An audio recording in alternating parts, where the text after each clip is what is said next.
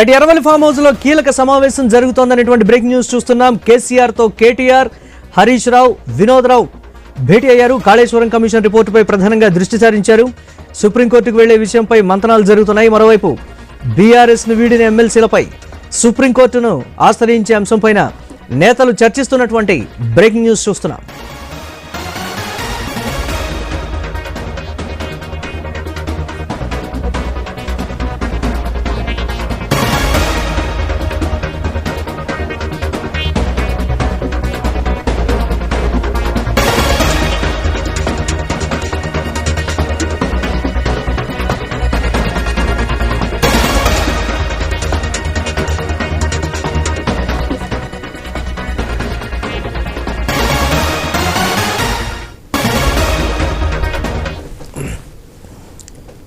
Erravalli farm house లో కీలక సమావేశం జరుగుతోంది. దీనికి సంబంధించి కేసీఆర్ తో పాటు కేటీఆర్, హరీష్ రావు, వినోద్ రావు కూడా భేటీ అయ్యారు. ప్రధానంగా కాళేశ్వరం కమిషన్ రిపోర్టుకు సంబంధించి వారు చర్చిస్తున్నట్లుగా కూడా తెలుస్తోంది. దీనికి సంబంధించి మరిన్ని అప్డేట్స్ మా కరెస్పాండెంట్ క్రాంతి అందిస్తారు. క్రాంతి, ఎర్రవల్లి ఫామ్ హౌస్ లో జరుగుతున్నటువంటి సమావేశానికి సంబంధించి అప్డేట్స్ ఏంటి?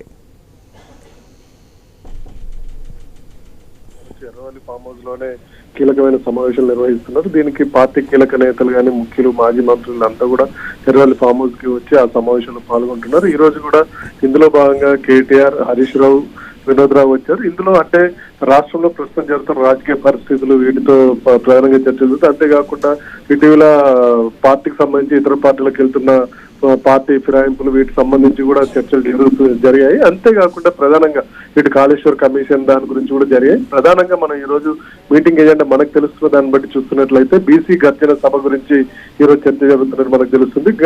ఈ నెల 8వ తేదీని కరీంనగర్ లో బీసీ గర్జన నిర్వహించాలని మొదట నిర్ణయించుకున్నారు. కానీ వివిధ కారణాల వల్ల దాన్ని వాయిదా వేశారు. అది ఈ నెల 14వ తారీఖు నిర్వహించనున్నారు.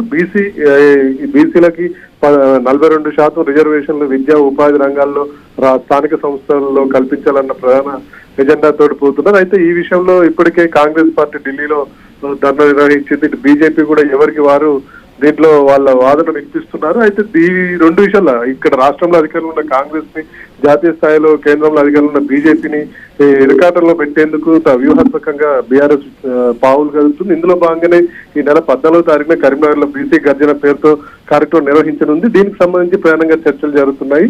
అందుకే కరీంనగర్ కి చెందిన వినోద్ రావు కూడా ఈ చర్చలో పాల్గొన్నట్టు మనకు తెలుస్తుంది. Right, thanks for update.